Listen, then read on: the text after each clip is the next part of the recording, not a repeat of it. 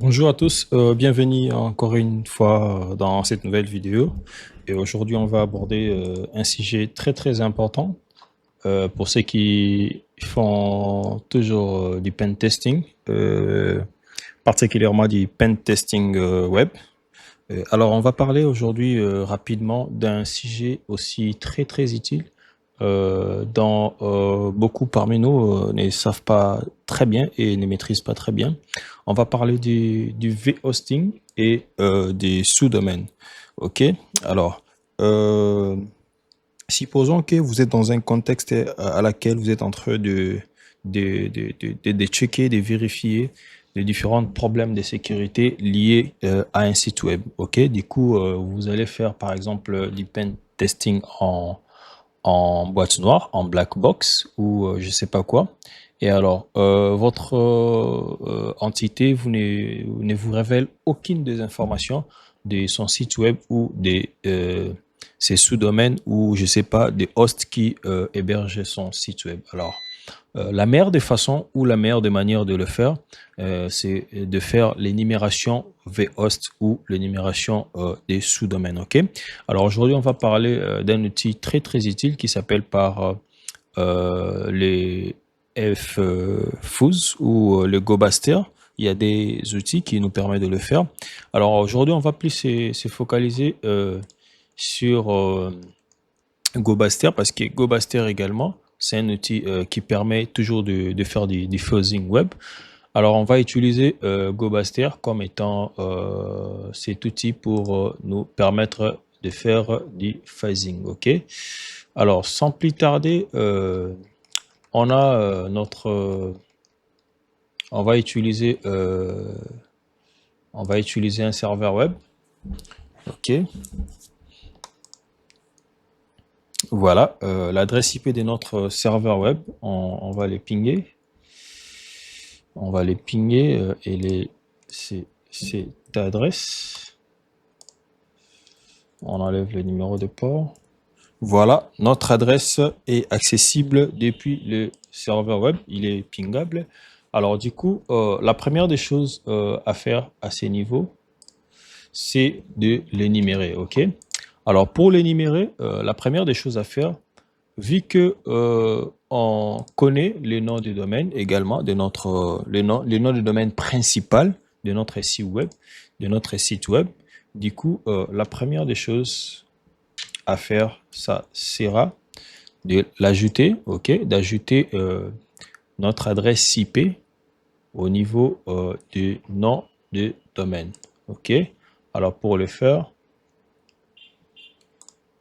on va faire cette commande. On va ajouter, ok.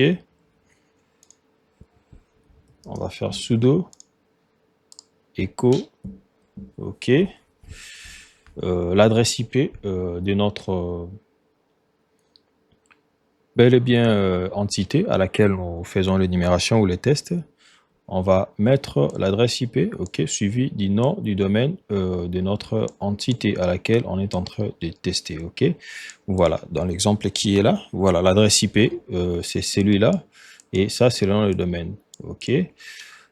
Voilà, on va valider le mot de passe, ok. Et la deuxième des choses, pour faire du fuzzing via GoBaster, c'est pas compliqué, c'est très simple. Alors la syntaxe, elle est là. On va faire tout simplement la syntaxe, elle est là. Ok, voilà. On va faire tout simplement GoBaster suivi de l'option, on va préciser à GoBaster qu'on va faire de l'énumération vhost, suivi de l'option -u pour préciser l'IRL de notre cible. Et puis, on va lui préciser, OK, les dictionnaires. Alors, pour votre information, les dictionnaires ou les fichiers de mots de dictionnaire, la plus couramment utilisée pour les énumérations des contenus web et autres, Il y en a généralement plusieurs, mais la plus couramment utilisée, c'est celui-là qui est caché sur ces chemins-là, dans les chemins USR, Share, Setlist, Discovery, Web Content et le fichier common.txt. Alors, on va préciser cette option-là pour lui dire que voilà, voilà, on est focalisé sur le nom des domaines, les sous-domaines et autres. OK, voilà. Et puis, par la suite, on va valider notre commande. Il y a une petite erreur. Je crois qu'on a oublié les numéros de port. OK, il faudrait préciser le numéro de port. Le numéro de port de notre site cible. Voilà. On va l'ajouter là. OK, des points. C'est le 52 180. OK, voilà. Là, l'énumération de notre site web est là. Et vous allez remarquer, il y a, lorsqu'on fait de l'énumération avec GoBuster pour le vhost, il y a la façon dont l'outil nous répond, OK, en termes des différentes hosts, sous-hosts, vhost, le virtual host qu'il va trouver. Généralement, il y a plusieurs types de réponses de requêtes, OK? Mais le plus important de réponse de requête, la plus susceptible d'être existant ou qui est valide, c'est le vhost avec les stati des sons. OK?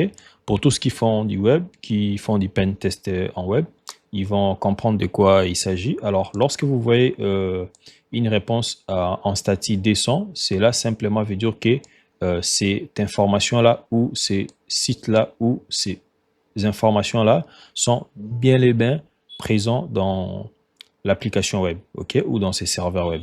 Alors, on va patienter jusqu'à 100%. Je pense que ça sera très rapide.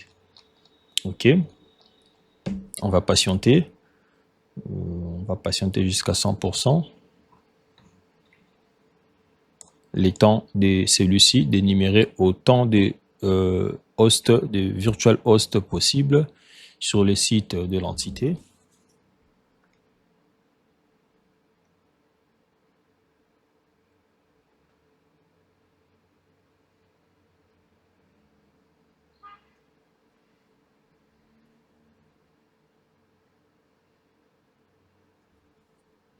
Voilà, il continue. Bientôt, il va finir.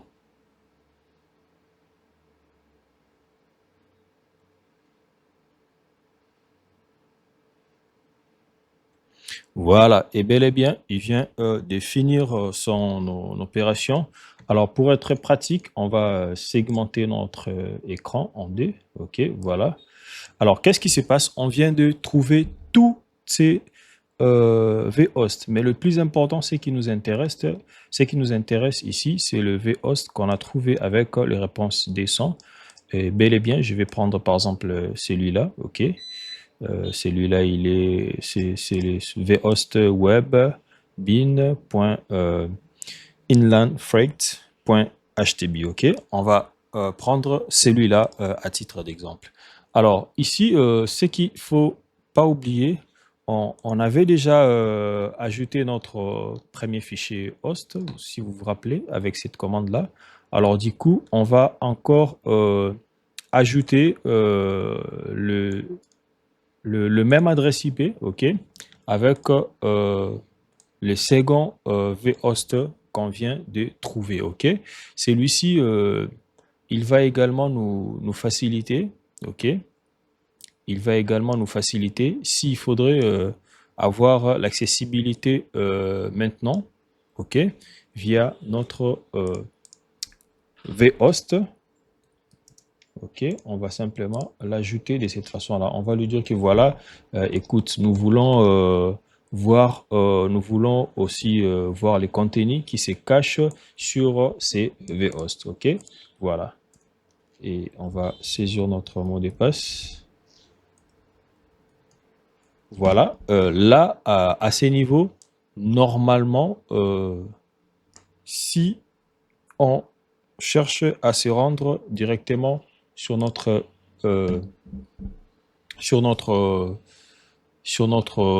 site web, ok? Voilà, normalement, on doit être en mesure de le voir. Et c'est ce qu'on va aller bel et bien essayer, ok? On va aller essayer ces liens-là.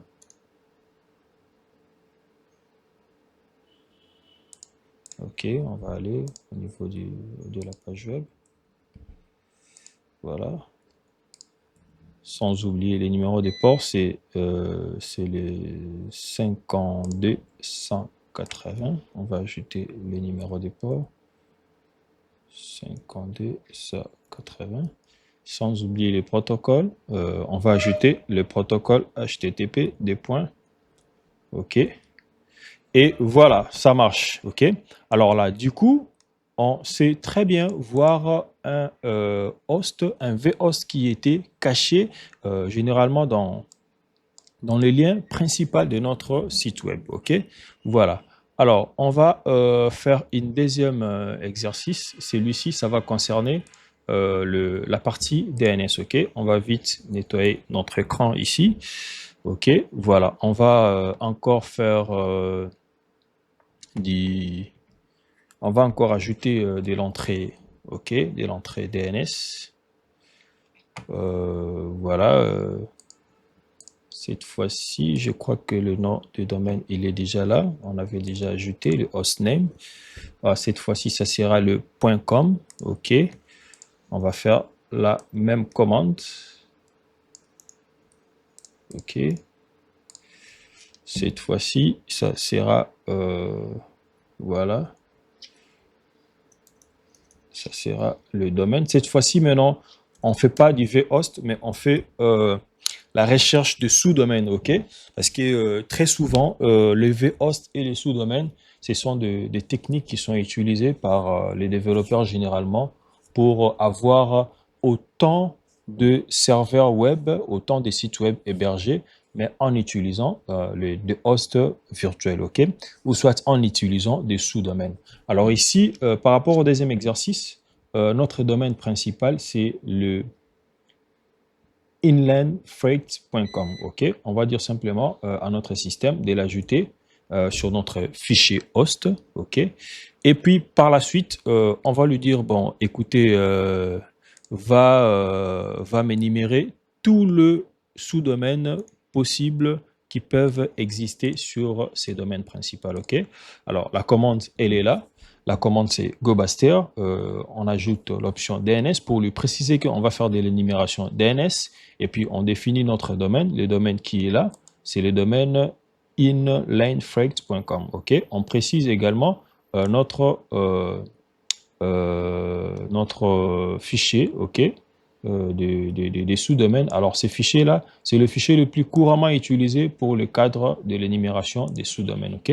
Ça serait très intéressant de le noter. Alors, on va lancer notre énumération. Voilà, là, il est en train de découvrir autant de sous-domaines. Vous allez remarquer qu'il y en a plusieurs. Le tout premier, il est là. Le deuxième, il est là. Le troisième, il est là. Le quatrième, le cinquième, le sixième est là. Il est en train de continuer. On va attendre jusqu'à la fin pour voir autant de possibles noms de domaine qu'on pourrait trouver au niveau des applications web, ok, de notre entité. Voilà, dans le cadre de l'énumération, on va patienter, on va attendre jusqu'à 100%.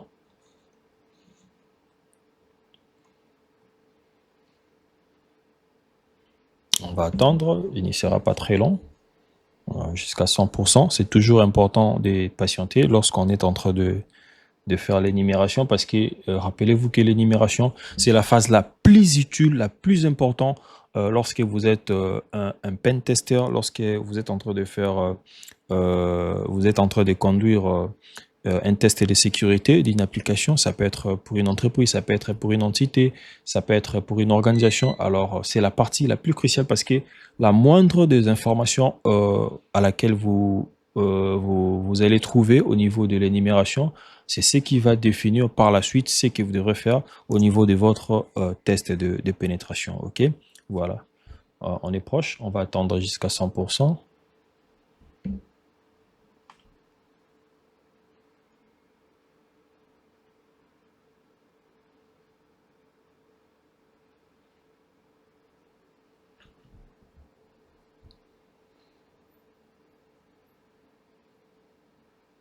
Bon, on est proche, c'est pas loin. Voilà, allons-y. Et voilà, voilà, voilà, voilà, voilà, voilà, voilà, voilà.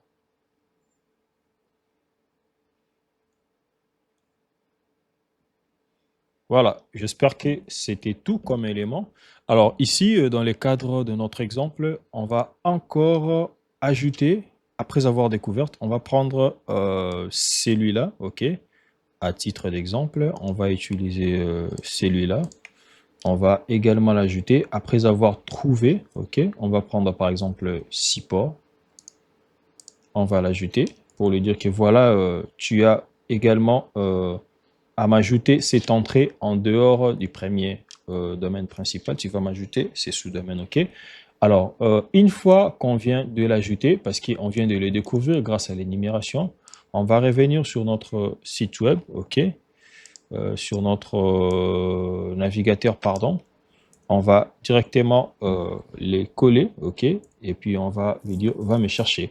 Voilà, et très bien. Là, vous allez remarquer, au départ, on ne pouvait pas, on n'avait pas la possibilité de voir ces sites-là, mais grâce à l'énumération avec le fuzzing, ok? Précisément avec l'outil GoBastia, on a pu découvrir qu'il y avait un site bel et bien dans les sous-domaines de notre entité, ok? Voilà. Merci, c'était tout pour cette vidéo. Je pense que la vidéo vous a été très utile. Si vous avez des questions, laissez des commentaires et n'oubliez pas de vous abonner. Ciao.